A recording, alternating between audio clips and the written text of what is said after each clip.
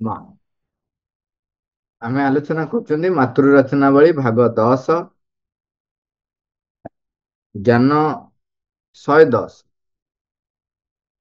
ଜ୍ଞାନ 110 ରେ ପ୍ରଭୁ କହିଲେ, ଯେତେବେଳେ ତୁମ ପାଖରେ ଏପରି ଏକ ଯନ୍ତ୍ର ରହିଥିବ ଯାହା ଦ୍ୱାରା ତୁମେ ଜଣେ ମନୁଷ୍ୟର ଆତ୍ମାକୁ ଦେଖାଇ ଦେଇପାରିବ, ସେତେବେଳେ ତୁମର ଅନୁଭବ ହେବ ଯୋଉ ଭୌତିକ ବିଜ୍ଞାନର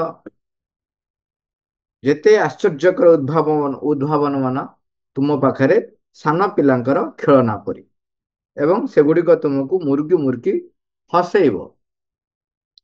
ସେଥିରେ ମାଙ୍କୁ ଆଲୋଚନା ଯେତେବେଳେ ମା ଆରମ୍ଭ କଲେ, ମାଙ୍କୁ ଜଣେ ପଚାରିଛନ୍ତି ଯେ ଭୌତିକ ବିଜ୍ଞାନର ବିସ୍ମୟକାର ସଫଳତା ମାନେ ଦେଖି ଆପଣଙ୍କୁ ମଧ୍ୟ ହସ ମାଡେ କି? ମା ସେତେବେଳେ କହିଲେ ଯେ ବିସ୍ମୟକାରୀ ସଫଳତା ଲାଭ କରିବା ବେଶ ଭଲ କଥା, ସେଥିଲାଗି ହସ ଲାଗେ। ହସ ଲାଗେ କଣ ପାଇଁ କହିଲେ, ନା ଯେତେବେଳେ ମଣିଷ ଉଦ୍ଧତାମି ଦେଖାଇ ସେ ଯୋଉଟାକୁ ଆବିଷ୍କାର କରିଛି ତାକୁ ଯେତେବେଳେ ସେ ସର୍ବଶ୍ରେଷ୍ଠ ବୋଲି କହେ, ତାକୁ ଯେତେବେଳେ ଅସଲ ଚାବିକାଠି ବୋଲି କହେ, ସେ କହେ ମୁଁ ସବୁ କିଛି ଜାଣିଛି, ସେତେବେଳେ ତାଙ୍କୁ ଦେଖି ହିଁ ପ୍ରକୃତରେ ହସ ମାଡେ। ସେଇ ଆଲୋଚନାର ଚାଲିଛି, ସେଇ ଆଜି ଆମେ ସେ ତାପରେ ଆରମ୍ଭ କରିବା। ମା କହୁଛନ୍ତି ଭୌତିକ ବିଚାର ବୈଜ୍ଞାନିକ ବିଚାର ଲାଗି ସର୍ବଶେଷରେ ଓ ସର୍ବାଧିକ ପରିମାଣରେ କେବଳ ଏତିକି ବୋଧ ହୋଇପାରେ ଯେ ସେମାନଙ୍କ ପକ୍ଷରେ କୌଣସି ପୂର୍ଣ୍ଣ ଜ୍ଞାନ ସମ୍ଭବ ହେବ ନାହିଁ। ସେମାନଙ୍କର ଅନେକାନେକ ବିଷୟରେ ପୂର୍ବ ଜ୍ଞାନ ହୋଇଥାଏ ସତ, ମାତ୍ର ଏହି ଜାଗତିକ ଘଟଣା ମାନ ପ୍ରକୃତରେ କିପରି ପ୍ରକଟ ହେବାରେ ଲାଗିଛନ୍ତି ସେ କଥାକୁ ସେମାନେ କଦାପି ପୂର୍ବରୁ କହିଦେଇ ପାରିବେ ନାହିଁ। ଦେଖନ୍ତୁ, ଏଇଠି ଗୋଟିଏ ଛୋଟ କଥାଟିଏ ବି ଆମେ ଟିକେ ମନେ ପକେଇ ପାରିବା। ଦିନ ଥିଲା ଦିନ ଥିଲା ଯେତେବେଳେ କିଛି ଯୋଉମାନେ ବି ଯୋଉମାନେ ବି କହୁଥିଲେ ଯେ ପୃଥିବୀ ଚାରିପଟେ ସୂର୍ଯ୍ୟ ଘୁରୁଛି, ତାପରେ ଦୂରବୀକ୍ଷଣ ଯନ୍ତ୍ର ଆବିଷ୍କାର ହେଲା ବେଳକୁ କହିଲେ ଯେ ନାଇଁ, ପୃଥିବୀ ସୂର୍ଯ୍ୟ ଚାରିପଟେ ଘୁରୁଛି। ଏବଂ ତାପରେ ପରେ ଯେତେବେଳେ ଅଧିକରୁ ଅଧିକ ଆବିଷ୍କୃତ ହେଲା, ସେତେବେଳେ ଜାଣିଲେ ଯେ ସୂର୍ଯ୍ୟ ଚାରିପଟେ କେବଳ ପୃଥିବୀ ନୁହଁ, ଅନେକ ଗ୍ରହ ବୁଲୁଛନ୍ତି, ଏବଂ ଗ୍ରହ ଚାରିପଟେ ଆହୁରି ଉପଗ୍ରହ ମାନେ ବି ଅଛନ୍ତି, ବୁଲୁଛନ୍ତି, ଯୋଉଗୁଡାକ ସେମାନେ ନାଁ ଦେଇଛନ୍ତି ଗ୍ରହ ଉପଗ୍ରହ। କିନ୍ତୁ ଏମାନେ ଏତିକି ଆବିଷ୍କାର କଲେ କେବେ? ଏଇ କିଛି ଖ୍ରୀଷ୍ଟାବ୍ଦରେ। କିନ୍ତୁ ଯୋଉମାନେ ଆମର ହିନ୍ଦୁ ଧର୍ମରେ ବା ସନାତନ ଧର୍ମରେ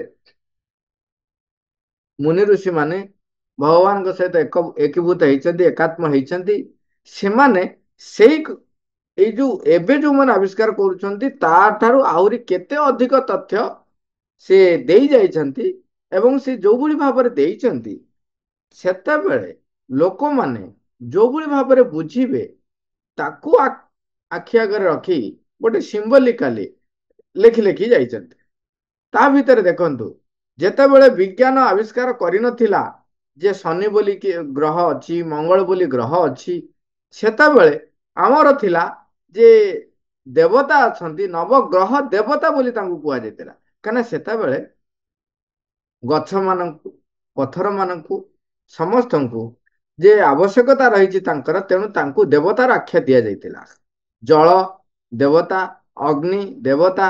ତେଣୁ ଯୋଉ ଜଡ ପ୍ରକୃତିରେ ଭୌତିକ ଜଗତରେ ଆମେ ଯାହାକୁ ଯାହାକୁ ଦେଖୁଥିଲୁ, ମନୁଷ୍ୟ ସେମାନଙ୍କୁ ଆମର ହିନ୍ଦୁ ଧର୍ମରେ ବା ସନାତନ ଧର୍ମରେ ସେମାନଙ୍କୁ ପୂଜ୍ୟ ବୋଲି ଗ୍ରହଣ କରି ତାଙ୍କୁ ଦେବତାର ଆସନ ଦିଆଯାଇଥିଲା। ଏଇଥିପାଇଁ ଦିଆଯାଇଥିଲା ଯେ ସେମାନେ ଆମ ପାଇଁ ବା ଆମ ପାଇଁ ଆମକୁ ଅନେକ ସାହାଯ୍ୟ ସହଯୋଗ ଦଉଛନ୍ତି। ଆମର ଜୀବନ ବଞ୍ଚିବାର ଯୋଉ ପଦକ୍ଷେପ ରହିଛି ସେ ପଦକ୍ଷେପରେ ସେମାନେ ସାହାଯ୍ୟ କରନ୍ତି, ସହଯୋଗ କରନ୍ତି। ତେଣୁ ସବୁ ଦେବତାର ଆଖ୍ୟା ଦିଆଯାଇଥିଲା ଏବଂ ସେମାନେ ଆମର ପୂଜନୀୟ ବୋଲି ଗ୍ରହଣ କରିଥିଲେ। ସେତେବେଳେ ନବଗ୍ରହ କଥା କୁହାଯାଇଥିଲା। କିନ୍ତୁ ଚିନ୍ତା କରନ୍ତୁ, ମୁଁ ଏଟା କ୍ୟାଟାଗୋରିକାଲି ବି କହିବି, ପ୍ରଥମେ ଯେତେବେଳେ ଆମେ ବିଜ୍ଞାନରେ ପଢୁଥିଲୁ ସେତେବେଳେ କୁହାହଉଥିଲା ଯେ ନେପଚୁନ, ପ୍ଲୁଟୋ ପର୍ଯ୍ୟନ୍ତ ଗ୍ରହ ଗୁଡିକ କୁହାହଉଥିଲା। 10ଟା ଗ୍ରହ, ସୌରମଣ୍ଡଳରେ 10ଟା ଗ୍ରହ ଆମେ ପଢୁଥିଲୁ। ତାପରେ ମଝିରେ ହଠାତ୍ କହିଲେ ଯେ ଆଉ ଗୋଟେ ଗ୍ରହ ଆବିଷ୍କାର ହେଇଛି 11ଟା ଗ୍ରହ, ବହିକୁ ଆସିନଥିଲା। କିନ୍ତୁ ପୁଣି କିଛି ବର୍ଷ ପରେ ଆସିଲେ ଯେ ନାଇଁ ନାଇଁ ପ୍ଲୁଟୋ ଗୋଟେ ଗ୍ରହ ବୋଲି କୁହାଯିବ ନାହିଁ, ତେଣୁ 9ଟା ଗ୍ରହ। ଦେଖନ୍ତୁ, ଯୋଉଟା କେତେ ଖ୍ରୀଷ୍ଟପୂର୍ବ 7000 10,000 ଖ୍ରୀଷ୍ଟପୂର୍ବରୁ ଯୋଉମାନେ ଭଗବାନଙ୍କ ସହିତ ପରମଙ୍କ ସହିତ ଏକାତ୍ମ ହେଇଛନ୍ତି, ସେମାନେ ଅଲରେଡି ଦେଖିଛନ୍ତି ନବଗ୍ରହ। ଏବଂ ଆହୁରି ଗୋଟେ କଥା ଆପଣ ଦେଖିବେ, କୁହାଯାଏ ସବୁ ଅଛି ଯେ ଆମର ଲେଖା ଅଛି ଯେ ଶନି 7.5, ମଙ୍ଗଳ ଅଛି, ପୁଣି ଅଛି ସବୁ ଅଛି କେତେ କେତେ ପାଦ, ଏମିତି ସବୁ ରହିଛି। ତାପରେ ଆପଣ ଦେଖିବେ ବର୍ତ୍ତମାନ ଯେତେବେଳେ ଟିକେ ଟିକେ ଅଧିକ ଆବିଷ୍କାର ହଉଛି, ସେତେବେଳେ ଦେଖୁଛନ୍ତି ହଁ ପୃଥିବୀ ସୂର୍ଯ୍ୟ ଚାରିପଟେ ଘୁରିବାକୁ କେତେ ଦିନ ଲାଗୁଛି, ସେଇ ଅନୁସାରେ ଶନି କେତେ ଦିନ ଲାଗୁଛି, ମଙ୍ଗଳକୁ କେତେ ଦିନ ଲାଗୁଛି, ଶୁକ୍ରକୁ କେତେ ଦିନ ଲାଗୁଛି। ଓକେ, ତେଣୁ ଏଇଭଳି ଭାବରେ ଯେତେ ଗୁଡାଏ କଥା ଦେଖନ୍ତୁ, ଯୋଉମାନେ ପରମଙ୍କ ସହିତ ଏକାତ୍ମ ହେଇଥିଲେ ସେମାନେ ଯୋଉ ଯୋଉ ତଥ୍ୟ ସେତେବେଳେ ବି ଦେଇଥିଲେ ତାଠାରୁ ଆହୁରି ଅଧିକ ତଥ୍ୟ ଦେଇଛନ୍ତି, ଯୋଉଗୁଡା କି ଏବେ ସୁଦ୍ଧା ଆବିଷ୍କୃତ ହେଇପାରି ନାହିଁ। କିନ୍ତୁ ଏମାନେ କହୁଛନ୍ତି ଆମେ ସବୁ ଆବିଷ୍କାର କରି ପକଉଛୁ। ଚିନ୍ତା କରନ୍ତୁ, ସାମାନ୍ୟ ଏବେ ପର୍ଯ୍ୟନ୍ତ ଯେତିକି ଆମର ବେଦ ଉପନିଷଦରେ ତତ୍ଵ ରହିଛି ତାକୁ ଏପର୍ଯ୍ୟନ୍ତ ଆବିଷ୍କୃତ କରିସାରି ନାହାନ୍ତି। ଏବଂ ପୃଥିବୀ ଠାରୁ ସୂର୍ଯ୍ୟର ଯୋଉ ଦୂରତା, ତାର ପୁରା ସଠିକ ମାପ ସେତେବେଳଠୁ ଦିଆହେଇଛି, ଯୋଉଟା ଏବେ ଏମାନେ ଅନୁମାନ କରି ଯୋଉ ପ୍ରଥମେ କହିଲେ ତାପରେ କିଛି କିଛି ଭାବରେ ପ୍ରମାଣିତ କରିବାକୁ ଚେଷ୍ଟା କରିକି ମାପ କହୁଛନ୍ତି। ତେଣୁ ଚିନ୍ତା କରନ୍ତୁ, ଯେତେବେଳେ ପରମଙ୍କ ସହିତ ଆମେ ଏକାତ୍ମ ହଉଛୁ ସେତେବେଳେ ଯୋଉ ଜ୍ଞାନ ହାସଲ ହବ ତା ତୁଳନାରେ ଏଇ ଯୋଉ ଭୌତିକ ବିଜ୍ଞାନ ଯେତିକି ଯେତିକି ସେ ଆବିଷ୍କାର କରୁଛି ତାକୁ କହୁଛି ମୁଁ ସର୍ବଶ୍ରେଷ୍ଠ। ତେଣୁ ମା କହୁଛନ୍ତି ଏତିକି ତ ବୋଧ ହେଇପାରୁଛି ଯେ ସେମାନଙ୍କ ପାଖରେ କୌଣସି ପୂର୍ଣ୍ଣ ଜ୍ଞାନ ସମ୍ଭବ ହେବ ନାହିଁ, କାରଣ ସେ ଯେତିକି ଆବିଷ୍କାର କରିବେ ତାଠାରୁ ଆହୁରି ଅନେକ ରହିଯାଇଛି। ଏବଂ ଆହୁରି ଦେଖିବେ ଆମର ସନାତନ ଧର୍ମରେ ବା ହିନ୍ଦୁ ଧର୍ମରେ ଅଲରେଡି ରହିଛି ଯେ କେବଳ ଗୋଟିଏ ସୌରମଣ୍ଡଳ ନାହିଁ, ଅନେକ ସୌରମଣ୍ଡଳ ଅଛି, ଅନେକ ବିଶ୍ୱାତୀତ ଆହୁରି ଅଛି, ମହାବିଶ୍ଵ କେତେ କେତେ କଥା ରହିଛି। ଯେମିତି ଆମେ ଏବେ ବି ଦେଖୁଛୁ ବର୍ଣ୍ଣନା ରହିଛି କେବଳ ବିଷ୍ଣୁ ବୋଲି କହୁଛନ୍ତି, ଆଉ ଜଣେ ଅଛନ୍ତି ମହାବିଷ୍ଣୁ, ତାଙ୍କ ବିଷୟରେ ବି ବର୍ଣ୍ଣନା ରହିଛି। ସେତେବେଳେ ପର୍ଯ୍ୟନ୍ତ ବି ଏମାନେ ପହଞ୍ଚି ନାହାନ୍ତି। ଏଇ ବିଶ୍ଵ ତା ବାଦେ ଯୋଉ ସୌରମଣ୍ଡଳ, ଏଇ ସୌରମଣ୍ଡଳ ବାଦେ କେତେ ସୌରମଣ୍ଡଳ, ଗାଲାକ୍ସି ଯେତେକ ମିଲ୍କ ୱେବ୍ ଯେତେକ କହୁଛନ୍ତି ସେ ବିଷୟରେ ବହୁତ ବର୍ଷ ପୂର୍ବରୁ ଅଲରେଡି ଲେଖା ହେଇସାରିଛି। ଆହୁରି ଅନେକ ଅଧିକ ତଥ୍ୟ ବି ତା ଭିତରେ ରହିଛି। ମାଗୁଛି ମୁଁ ଭାବୁଛି ସେମାନେ କେବଳ ଏତିକି କଥା ସ୍ୱୀକାର କରିପାରିବେ, ସେମାନେ କହିବେ ଯେ ଏହି କ୍ଷେତ୍ରରେ ଏକ ଅନିଶ୍ଚିତ ଉପାଦାନ ରହିଛି, ସେମାନେ ଏଇଠି କହି ସାରିଛନ୍ତି ଅନିଶ୍ଚିତ ଉପାଦାନ ରହିଛି, ଏପରି ଏକ ଆୟତନ ରହିଛି ଯାହା ବିଷୟରେ କି ଆଦୌ କୌଣସି ଭବିଷ୍ୟବାଣୀ କରିହେବ ନାହିଁ, ଏବଂ ତାହା ସେମାନଙ୍କର କୌଣସି ଗଣନାରେ କଦାପି ଧରା ଦେବ ବି ନାହିଁ। ମାଗୁଛି ଧରା ଦେବ ନାହିଁ। ଏକାବେଳେ ସଦ୍ୟତମ ଜ୍ଞାନର ନଜିର ଦେଇପାରୁଥିବା କୌଣସି ପ୍ରତିନିଧି ସ୍ଥାନୀୟ ବୈଜ୍ଞାନିକଙ୍କ ସହିତ ମୁଁ କେବେ କଥାବାର୍ତ୍ତା କରିନାହିଁ, ତେଣୁ ଯାବତୀୟ ଭବିଷ୍ୟବାଣୀ ବା ପରିଗଣନାର ବାହାରେ ମଧ୍ୟ କୌଣସି ସତ୍ୟ ରହିଛି ବୋଲି ସେମାନେ କେତେ ଦୂର ସ୍ୱୀକାର କରନ୍ତି ବା କରନ୍ତି ନାହିଁ ମୁଁ କହିପାରିବି ନାହିଁ। ମା କହୁଛନ୍ତି ମୁଁ ଯେହେତୁ ସେଇଭଳିଆ ବୈଜ୍ଞାନିକ ମାନଙ୍କ ସହିତ କଥାବାର୍ତ୍ତା ହେଇନାହିଁ ଫେସ୍ ଟୁ ଫେସ୍, ତେଣୁ ମୁଁ କହିପାରିବି ନାହିଁ ଯେ ସେମାନେ ସ୍ୱୀକାର କରନ୍ତି କି ନାହିଁ ଯେ ତାଙ୍କର ଯେତିକି ଭବିଷ୍ୟବାଣୀ ଆଉ ପରିଗଣନା ରହିଛି ତା ବାଦ ଆଉ କିଛି ସତ୍ୟ ରହିଛି ବୋଲି ସେମାନେ ସ୍ୱୀକାର କରନ୍ତି କି ନାହିଁ। ହଁ ସେ ଅଛି ସତ୍ୟ ବୋଲି ସ୍ୱୀକାର କରନ୍ତି କି ନାହିଁ ସେ କଥା ମା କହୁଛନ୍ତି। ମୁଁ ଭାବୁଛି ଶ୍ରୀ ଅରବିନ୍ଦ ଏଇ ଅର୍ଥରେ ଏଇ କଥାଟି କହିଛନ୍ତି ଯେ ଯେତେବେଳେ ଜଣେ ବ୍ୟକ୍ତିର ଆତ୍ମା ସହିତ ଯୋଗସୂତ୍ର ସ୍ଥାପନ ହୋଇସାରିଥାଏ ଏବଂ ସେ ଆତ୍ମା ବିଷୟରେ ଜ୍ଞାନ ଲାଭ କରିଥାଏ, ସେହି ଜ୍ଞାନ ଯାବତୀୟ ଭୌତିକ ଜ୍ଞାନ ଠାରୁ ଏତେ ଅଧିକ ପରିମାଣରେ ଅଭିଭୂତକାରୀ ହୋଇ ରହିଥାଏ ଯେ ସେତେବେଳେ କେବଳ ପ୍ରାୟ ଏକ ଅବଜ୍ଞାପୂର୍ଣ୍ଣ ହସ ହିଁ ପ୍ରକଟ ହୋଇଆସେ। ଆତ୍ମାର ଜ୍ଞାନ ହାସଲ କରିବା ଦ୍ୱାରା ତାହା ତୁମକୁ ବିଜ୍ଞାନର ମାଧ୍ୟମରେ ହାସଲ ହୋଇପାରୁନଥିବା ଭୌତିକ ଜୀବନ ବିଷୟକ ଜ୍ଞାନ ଗୁଡିକର ମଧ୍ୟ ଯେ ଶିକ୍ଷା ଦେଇଯାଏ, ଶ୍ରୀ ଅରବିନ୍ଦ ସେଇ ଅର୍ଥରେ କଥା କହୁଛନ୍ତି ବୋଲି ମୁଁ ବିଚାର କରୁନାହିଁ।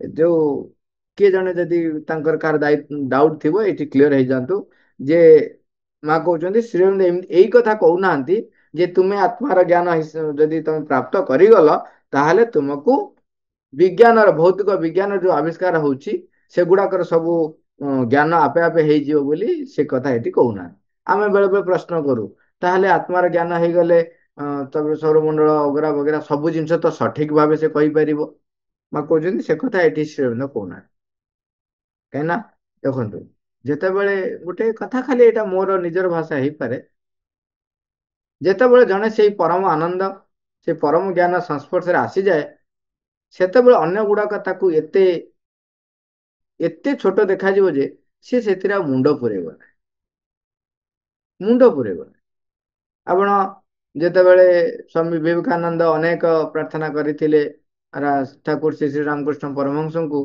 जे मत टे से निर्विकल्प समाधि टच कर दिंतु मुझे पाऊ ताकू तो आग पूरा सीधा साग मना कले माने तमें आस माँ कम करने स्वार्थपर भाया कौन निर्विक समाधि पाई पलैब कौच तापर से गोटे थर टच करते हाथ में से टच करेले सेतेबेले सी जो जो विशाल आनंदर प्राप्ति पाखे उपलब्धि है आसला पर कहले मुझू आसिया इच्छा हो तापर कहले देख तुम आसीच माँ कम करने तापर केते केते कथा कहते कहले नहीं जितेबाला तुम आवश्यक हम जो तुम कम सरीज सेतेबेले ये चाबी काठी तुमर मु खोलीदेवी यहाँ चाबी पड़ी रहा एवं एक वर्णना रही जे जेतेबेले स्वामी विवेकानंद समाधिस्थ हेले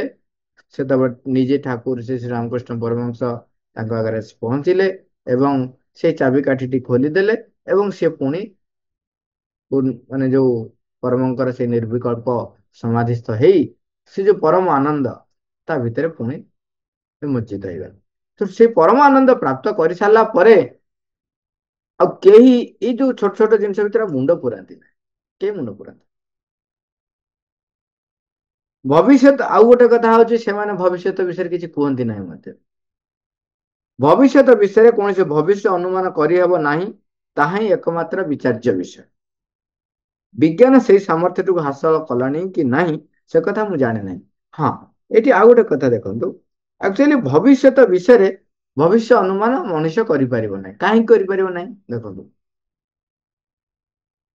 इवन भाग्य विषय जो कहुए से कथा आम सब भूली जाऊ जो चेतनारे मु रही जदि से चेतनारे मु समग्र जीवनटा जाक रहे तेबे मोर भाग्य रे जहाँ लेखाई बोली कहुए ताहा निश्चय घटिव तार अर्थ हूँ बर्तमान मु जो चेतना रही से चेतनार एक स्थिति रही से स्थितिर एक भिन्न भिन्न परिस्थिति रही घटना रही दुर्घटना रही तेणु से घटिव जेतेबेले मोर चेतनार परिवर्तन हम मुझे उच्चतर चेतना को गली तेबे से उच्चतर चेतना रे नूतन प्रकार घटना नूतन प्रकार परिस्थिति पहुंचो तेणु भविष्य अनुमान आप करेंगे एवं प्रत्येक मनुष्य पाखरे एक संभावना दि जाए से स्वीकार करिवो जे अग्रगति करिवो कि करिवो नाही ताको एक स्वाधीनता दि जाए जदि से अग्रगति करिवो बोली स्वीकार करिनेला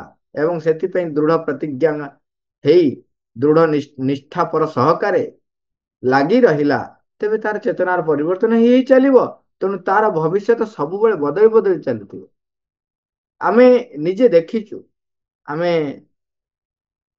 प्रणव दा को चिन्ह प्रणव कुमार भट्टाचार्य फिजिकल एजुकेशन ये अनेक एग्जांपल अच्छी गोटे कहूँ जातक एवं देखी सब जिन देखी भविष्यवाणी करा जायतिला जे से 25 वर्ष शरीर त्याग करेंगे माँ को जो जातक देखा माँ देखिले सतरे से अच्छी 25 वर्ष से शरीर त्याग करेंगे किंतु से अनेक वर्ष रहे माने 25 वर्ष पार ही ता द्विगुणा पार है कि आहरी अधिक वर्ष बचिले जितेबाला प्रश्न पचरा से माँ कहले तू मोर शरण रे अच्छु ତେଣୁ ସେ କଥା ଆଉ କେବେ ଉଠେଇବୁ ନାହିଁ। ତାମାନେ ସେ ଯୋଉ ମୃତ୍ୟୁର ସେ ଯୋଉ କବାଟଟି ଇଏ ଯେତେବେଳେ ଖୋଲିବେ, ତେଣୁ ବନ୍ଦ କରିଦେଲେ, ମା ବନ୍ଦ କରିଦେଲେ। 25 ବର୍ଷ ପରେ କଣ ହେଲା? ଆକ୍ଚୁଆଲି ଚେତନାରେ ଯେତେବେଳେ ଅଗ୍ରଗତି କଲେ, ତେଣୁ ସେତେବେଳେ ସେ ଭାଗ୍ୟ ଲିଭିଗଲା, ନୂତନ ଭାଗ୍ୟ ଲେଖା ହେଇଗଲା। ପୁଣି ପରିବର୍ତ୍ତନ ହେଲେ ପୁଣି ନୂଆ ଏମିତି ଚାଲିବ। ଭବିଷ୍ୟତ ବିଷୟରେ କୌଣସି ଭବିଷ୍ୟ ଅନୁମାନ କରିହେବ ନାହିଁ, ତାହା ହିଁ ଏକମାତ୍ର ବିଚାର୍ଯ୍ୟ ବିଷୟ। ବିଜ୍ଞାନ ସେହି ସାମର୍ଥ୍ୟଟିକୁ ହାସଲ କଲାଣି କି ନାହିଁ ସେ କଥା ମୁଁ ଜାଣିନାହିଁ। ମାତ୍ର ସେମାନେ ସମ୍ଭବତଃ ଏପରି କହୁଛନ୍ତି ଯେ ଆପଣାର ସାଧନ ଉପକରଣ ଏବଂ ପ୍ରଣାଳୀ ଗୁଡ଼ିକରେ ପରିପୂର୍ଣ୍ଣତା ହାସଲ କରିପାରି ନାହାନ୍ତି ବୋଲି ବିଜ୍ଞାନରେ ବର୍ତ୍ତମାନ ସେ ଅସମର୍ଥତାଟି ରହିଛି। ଉଦାହରଣ ସ୍ୱରୂପ, ସେମାନେ ସମ୍ଭବତଃ ଏପରି ଭାବୁଛନ୍ତି ଯେ ଯେତେବେଳେ ଏହି ପୃଥିବୀରେ ମନୁଷ୍ୟର ପ୍ରଥମ ଆବିର୍ଭାବ ଘଟିଲା, ବର୍ତ୍ତମାନ ମନୁଷ୍ୟମାନଙ୍କ ପାଖରେ ଯାହା ସବୁ ସାଧନ ଉପକରଣ ରହିଛି, ଯଦି ସେତେବେଳେ ମଧ୍ୟ ସେମାନଙ୍କ ପାଖରେ ସେସବୁ ମହଜୁଦ ରହିଥାନ୍ତା, ତେବେ ପରବର୍ତ୍ତୀ ଯୁଗରେ ଇତର ପ୍ରାଣୀ ଯେ ମନୁଷ୍ୟକୁ ରୂପାନ୍ତରିତ ହେଲା, ଅର୍ଥାତ୍ ଇତର ପ୍ରାଣୀ ମଧ୍ୟରେ ରହିଥିବା କୌଣସି ଏକ ଉପାଦାନର ପରିଣାମ ରୂପେ ମନୁଷ୍ୟର ରୂପ ଧାରଣ କଲା, ସେମାନେ ସେତେବେଳେ ଏହି କଥାଟିର ଅବଶ୍ୟ ଭବିଷ୍ୟବାଣୀ କରିଦେଇ ପାରିଥାନ୍ତି। ମା ଟିକେ ହସିକି କହୁଛନ୍ତି। ବର୍ତ୍ତମାନ ସେମାନଙ୍କର ଅନ୍ୟତମ ଦାବି ଗୁଡ଼ିକ ବିଷୟରେ ମତେ କିଛି ଜଣାଯାଏ। ଦେଖନ୍ତୁ, ମା ବାରମ୍ବାର ଯୋଉ କଥାଟି ଗୁଡ଼ିକ କହୁଛନ୍ତି ସିଧା କଥା। ଆଉ ଗୋଟେ ଏକ୍ସାମ୍ପଲ ବି ଦେବି। ଆମେ ନବମ କ୍ଲାସରୁ ପଢୁଛନ୍ତି ଏବଂ ତାପରେ ପରେ ହାୟର କ୍ଲାସରେ ମଧ୍ୟ ପଢାଯାଏ। ଜୈବ ବିବିଧତା ଯେତେବେଳେ ପଢା ହୁଏ, ଅନେକ ବର୍ଷ ପୂର୍ବେ ସେମାନେ କହୁଥିଲେ ଯେ ମାତ୍ର ଦୁଇଟି ଜଗତ ରହିଛି, ଗୋଟେ ହଉଛି ପ୍ରାଣୀ ଜଗତ, ଆଉ ଗୋଟେ ହଉଛି ଉଦ୍ଭିଦ ଜଗତ। ତାପରେ ଦେଖିଲେ ଆହୁରି କେତେ କେତେ ପ୍ରକାରର ଜୀବ ରହିଛନ୍ତି। ଯେତେବେଳେ ସେ ଦେଖିନଥିଲେ, ଯେତିକି ଦେଖିଥିଲେ ସେତିକି କହିଲେ। ଅଣୁଜୀବକୁ ଦେଖିନଥିଲେ, ତେଣୁ ଅଣୁଜୀବକୁ ଆଉ ଗୋଟେ ଜଗତରେ ଦିଆ ହେଇନଥିଲା। ଅଣୁଜୀବକୁ ଯେତେବେଳେ ଦେଖିଲେ, ସେତେବେଳେ ତାକୁ ଆଉ ଗୋଟେ ଜଗତ ଦେଲେ। ଅଣୁଜୀବକୁ ଦେଖିଲା ପରେ ଯେତେବେଳେ ଆଉ ଗୋଟେ ଜଗତ ଦେଲେ, ଭିନ୍ନ ଭିନ୍ନ ଜଗତ ସୃଷ୍ଟି ହେଇ ହେଇ ଚାଲିଲା। ତା ଭିତରେ ଗୋଟେ ଆସିଲା, ଭାଇରସକୁ କାହା ଭିତରେ ରଖିବେ, ସେଟା ଜୀବ କି ନିର୍ଜୀବ ଏପର୍ଯ୍ୟନ୍ତ ସେମାନେ ନିଜେ ବି ଦ୍ୱନ୍ଦ୍ୱରେ। କାହିଁକି ନା ଭାଇରସ ସିଏ ଗୋଟେ ପ୍ରକାରର, ଯିଏକି ଯେତେବେଳେ କୌଣସି ଜୀବର ବାହାରେ ରହିଛି ସେ ପର୍ଯ୍ୟନ୍ତ ସେ ଇନଆକ୍ଟିଭ, କିଛି ନାହିଁ, ପୁରା ସମ୍ପୂର୍ଣ୍ଣତଃ ମୃତ, କୌଣସି ଜୈବିକ କ୍ରିୟା ହଉନାହିଁ। କିନ୍ତୁ ଯେତେବେଳେ କୌଣସି ପୋଷକ ଭିତରେ ବା କୌଣସି ଜୀବ ଭିତରେ ପ୍ରବେଶ କରି ଯାଉଛି, ସେତେବେଳେ ସେ ଆକ୍ଟିଭ ହେଉଛି ଏବଂ ତାର ନୂଆ ରଙ୍ଗ ନୂଆ ରୂପ ଦେଖାଉଛି। ଏଗୁଡାକ ଯେବେ ଆବିଷ୍କାର ହେଇନଥିଲା, ସେ ବିଷୟରେ କିଛି ଜାଣିନଥିଲେ। ତେଣୁ ନୂଆ ନୂଆ ଆବିଷ୍କାର ହେଲା, ନୂଆ ନୂଆ କଥା କହୁଛନ୍ତି। ବର୍ତ୍ତମାନ ସୁଦ୍ଧା ଆମେ ପଢୁଛୁ 5 କିଙ୍ଗଡମ, 5ଟି ଜଗତ, କିନ୍ତୁ 6ଟା ଜଗତ ବି ହେଲାଣି। ତା ବାଦ ଆହୁରି କେତେ କଥା ଉଠୁଛି। ତେଣୁ ଏମାନେ ଯେତିକି ଯେତିକି ମନ ବିକାଶ କରୁଛି, ସେତିକି ସେତିକି ସେମାନେ ଦେଖିପାରୁଛନ୍ତି। କିନ୍ତୁ ତା ଅର୍ଥ ନୁହଁ ଯେ ସେତିକି ହଉଛି ସର୍ବଶେଷ ବା ସର୍ବଶ୍ରେଷ୍ଠ। ମୁଁ କହୁଛି ସେ ଯେତେ ଅନୁଭବ କରିବେ ସେତେ ସେତେ ସେ ପ୍ରାପ୍ତ କରିବେ। କାରଣ ସେ ନୂତନ ଆବିଷ୍କୃତ ବସ୍ତୁଟି ମଧ୍ୟ ତଥାପି ଭୌତିକ ଜଗତରେ ମଧ୍ୟ ଏକ ବସ୍ତୁ। ସେ ଯାହା ଆବିଷ୍କାର କରୁଛନ୍ତି ଅଲରେଡି ଭୌତିକ ଜଗତରେ ଅଛି, ଭଗବାନ ସୃଷ୍ଟି କରିଛନ୍ତି। ସେ ତାକୁ ନୂଆ ନୂଆ ଆବିଷ୍କାର କରି କରି ଚାଲିବେ। ଏଇଠି ସେ ଯୋଉ କହିଲେ ଯେ କାରଣ ସେ ନୂତନ ଆବିଷ୍କୃତ ବସ୍ତୁଟି ମଧ୍ୟ ତଥାପି ସେଇ ଜୀବର ଭୌତିକ ଜଗତର ମଧ୍ୟ ଏକ ବସ୍ତୁ। ସେଇଠୁ ଜଣେ କିଏ ପ୍ରଶ୍ନ କରିଛନ୍ତି ଯେ ଏଇ ନୂତନ ବସ୍ତୁଟି କଣ ଅତିମାନ ଶକ୍ତି କି? ମାନେ ଅତିମାନ ଶକ୍ତି ବିଷୟରେ ଶ୍ରୀଅରବିନ୍ଦ କହିଛନ୍ତି। ମା ସେଇଠି ଉତ୍ତର ଦେଲେ। ମା କହିଲେ, ମୁଁ ତାହାକୁ ବରଂ ଆଦୌ କୌଣସି ନାମ ଦେବାକୁ ଇଚ୍ଛା କରୁନାହିଁ, କାରଣ ତାହେଲେ ଲୋକମାନେ ତାହାକୁ ନେଇ ଏକ ଧର୍ମ ସିଦ୍ଧାନ୍ତ ଗଢି ଥୋଇଦେବାକୁ ବାହାରିବେ। 1956 ଯାହାକୁ ଅତିମାନସର ପ୍ରଥମ ଅଭିବ୍ୟକ୍ତି ବୋଲି କୁହାଯାଉଛି, ସେଇ ଘଟଣାଟି ଘଟିବା ସମୟରେ ସେଇ କଥା ଘଟିଗଲା। ତାହାକୁ ଯେପରି ଏକ ଧର୍ମ ସିଦ୍ଧାନ୍ତରେ ପରିଣତ କରି ଦିଆ ନଯାଏ, ସେତେବେଳେ ମୁଁ ସେଥିଲାଗି ପ୍ରାଣପୂର୍ଣ୍ଣ ଚେଷ୍ଟା କରିଥିଲି। କାହିଁକିନା ନୂଆ ଧର୍ମରେ ପୁଣି ପୁରେଇଦେବେ। ଯଦି ମୁଁ ବନ୍ଧନ ଭିତରେ କହୁଛି, ମା ନିଜେ ଯାହା କହୁଛନ୍ତି, ଅମୁକ ତାରିଖରେ ଅମୁକ କଥାଟି ଘଟିଥିଲା ବୋଲି କହିବି, ତେବେ ତାହାକୁ ଏଡେ ଏଡେ ଅକ୍ଷରରେ ଲେଖି ଦିଆଯିବ ଏବଂ ଯଦି କୌଣସି ବ୍ୟକ୍ତି ତାଠାରୁ ଭିନ୍ନ କୌଣସି କଥା କହିବାକୁ ବାହାରେ, ତେବେ ତାକୁ ତୁ ଗୋଟିଏ ବିଧର୍ମୀ ବୋଲି କହି ଉତ୍ତର ଦିଆଯିବ। ମାନେ ଯଦି ମା କହିଲେ ମୁଁ ଗୋଟେ କହିବି ଏବଂ ତାକୁ ତାପରେ ସାଙ୍ଗେ ସାଙ୍ଗେ ଲୋକ କଣ କରିବେ, ବଡ ବଡ ଅକ୍ଷରରେ ବାହାର କରିବେ ଏବଂ ତାକୁ ଯେ ବିରୋଧ କଲା ତାକୁ ସାଙ୍ଗେ ସାଙ୍ଗେ ତମେ ସମସ୍ତେ କଣ କହିବ ନା ତୁ ଗୋଟେ ବିଧର୍ମୀ। ତମେ ସମସ୍ତେ ମାନେ ଏଇ ମନୁଷ୍ୟ ଜଗତ। ତେଣୁ ମୁଁ କୌଣସି ନାମ ଦେବାକୁ ଚାହୁଁନାହିଁ। ମାତ୍ର ଏଥିରେ କୌଣସି ସନ୍ଦେହ ନାହିଁ ଯେ ବାୟୁମଣ୍ଡଳରେ ଏକ ପରିବର୍ତ୍ତନ ଘଟିଛି। ବାୟୁମଣ୍ଡଳରେ ଏକ ନୂତନ ବସ୍ତୁର ସଞ୍ଚରଣ ଘଟିଛି। ଆମେ ତାହାକୁ ଅତିମାନସ ସତ୍ୟର ଅବତରଣ ବୋଲି କହିପାରିବା। କାରଣ ଆମ ଲାଗି ଏହି ଶବ୍ଦ ଗୁଡ଼ିକର ଏକ ତାତ୍ପର୍ଯ୍ୟ ରହିଛି। ଆମ ପାଇଁ ରହିଛି କାରଣ ଆମେ ଜାଣିଛନ୍ତି କିଛି କିଛି ଯୋଉ ଗୁଡାକ planes and parts of the being ହିସାବରେ ଶ୍ରୀ ଅରବିନ୍ଦ ଯୋଉ ବର୍ଣ୍ଣନା କରିଛନ୍ତି ସେତକ ଆମେ ଜାଣିଛନ୍ତି ବୋଲି ଆମେ ଏଇଟା କହିପାରୁଛୁ। ନହେଲେ ଏବେ ପର୍ଯ୍ୟନ୍ତ ବି ଲୋକ ଆତ୍ମା ଆଉ ପ୍ରାଣକୁ ଏକାଠି ବୋଲି ଭାବନ୍ତି। ଯୋଉ ପ୍ରାଣବାୟୁ ଉଡିଗଲେ ବୋଲି ସେ କୁହାଯାଏ, ଯୋଉଟା ସେ ଆତ୍ମାକୁ ତ କୁହାଯାଇଛି। ତେଣୁ ଲୋକ ଆମ ଭିତରେ ଯେ ଶକ୍ତି ଯୋଗଉଛି, ଯେ ଭାଇଟାଲ ବିଙ୍ଗସ ଅଛି ତାକୁ ଜାଣନ୍ତି ନାହିଁ। ଏବେ ବି ଭୂତ ପ୍ରେତକୁ କହୁଛନ୍ତି ସେମାନେ ଆତ୍ମା ବୋଲି, ପ୍ରେତାତ୍ମା କହୁଛନ୍ତି, ଭୂତ ବୋଲି ଆତ୍ମା ବୋଲି କହୁଛନ୍ତି। କାହିଁକିନା ସେମାନେ ଏପର୍ଯ୍ୟନ୍ତ ବୁଝି ନାହାନ୍ତି ପ୍ରାଣ ସତ୍ତା ଆଉ ଆତ୍ମା ଭିତରେ ପାର୍ଥକ୍ୟ କଣ ରହିଛି। ତେଣୁ ସେମାନଙ୍କ ଆଗରେ କଥା କହିଲେ ସେମାନେ କିଛି ବୁଝିପାରିବେନି। ମାତ୍ର ମୁଁ ଏହାକୁ ନେଇ କୌଣସି ଘୋଷଣା କରିବା ପାଇଁ ଆଦୌ ଇଚ୍ଛା କରୁନାହିଁ। କାରଣ ସେ ଘୋଷଣା ଘଟିଥିବା ଘଟଣାଟି ବର୍ଣ୍ଣନା କରିବାର ଏକମାତ୍ର ପ୍ରତିଷ୍ଠିତ ବା ପ୍ରକୃତ ମାର୍ଗ ହୋଇ ରହିବ ବୋଲି ମୁଁ ମଧ୍ୟ କଦାପି ଚାହୁଁନାହିଁ। ସେଇ କାରଣରୁ ମୁଁ ଜାଣି ଶୁଣି ମୋର ଉକ୍ତିଟିକୁ ଏହିପରି ଅସ୍ପଷ୍ଟ ଭାବରେ ପ୍ରକାଶ କରିଛି। ମା ଖାଲି ସେଇଥିପାଇଁ କହିଲେ ନୂତନ ଆବିଷ୍କୃତ ବସ୍ତୁଟି। ତାପରେ କହୁଛନ୍ତି, ମା କହୁଛନ୍ତି ମୁଁ ଭାବୁଛି ଶ୍ରୀ ଅରବିନ୍ଦ ଏଇ କଥାଟିକୁ ଏଇ ଅର୍ଥରେ କହିଛନ୍ତି ଯେ ଆତ୍ମା ବା ଅନ୍ତର୍ଗତ ସତ୍ୟ ଗୁଡ଼ିକର ଜଗତଟି ଜଡ଼ ଜଗତର ଯାବତୀୟ ସତ୍ୟର ତୁଳନାରେ ଏତେ ଅଧିକ ପରିମାଣରେ ବିସ୍ମୟ ପରିପୂର୍ଣ୍ଣ ଓ ଅଦ୍ଭୁତ ହୋଇ ରହିଥାଏ ଯେ ଏହି ସବୁ କିଛି ଭୌତିକ ବିସ୍ମୟ ଆଡକୁ ଦୃଷ୍ଟିପାତ କଲେ କେବଳ ହସ ହିଁ ମାଡେ। ମୁଁ ଭାବୁଛି ଅଧିକତର ପରିମାଣରେ ତାହାର ସେ ଅର୍ଥ କରାଯାଇପାରିବ। ମାନେ ଆମେ ଯୋଉଟା ଆରମ୍ଭରୁ କହୁଥିଲେ ସେଇ କଥା ଅଛି। ତାପରେ ଆଉ କେତେ ଗୋଟେ ପ୍ରଶ୍ନ ଯୋଉଟା ପଚରା ଯାଇଛି ସେ ପ୍ରଶ୍ନ ଆଲୋଚନା ଆମେ କାଲି କରିବା। ମା, ଥ୍ୟାଙ୍କ ୟୁ ଅଲ୍ ଅରୋவர்।